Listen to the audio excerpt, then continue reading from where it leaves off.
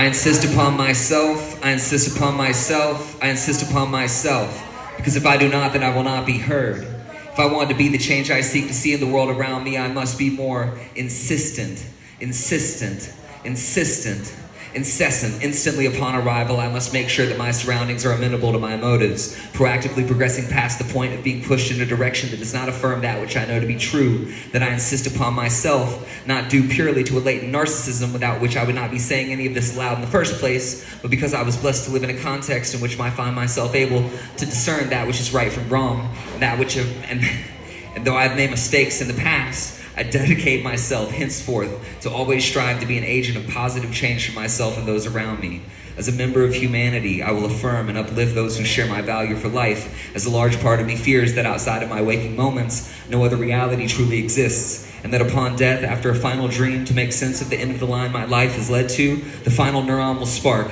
and the energy will dissipate into a form no longer recognizable as human consciousness. And at that moment, I might finally be free. And at that moment, I might finally be free. And at that moment, I might finally be free of the weight of knowledge, of the weight of linear progression, of the weight of gravity forcing everything down, down, down into an endless abyss of hopes and dreams and promises not kept and God's proven mortal men and cathedrals made to weather centuries and pillars to concepts never truly understood by the people creating them, saddled by the weight of the hubris of their rulers' history, a man-made record that fails to mention untold ages and ideologies lost to the sands of time. How quaint for any of us to think that our individual impact might leave some lasting impression of this world we barely understand and are in the process of making uninhabitable for future generations, grasping at a fraction of a fraction of a fraction of what we might have sought, of what we might have been, had we sought transcendence instead of profit, had we worked together towards a common goal instead of being separated by our delusions of grandeur that bisect us from our true communal nature.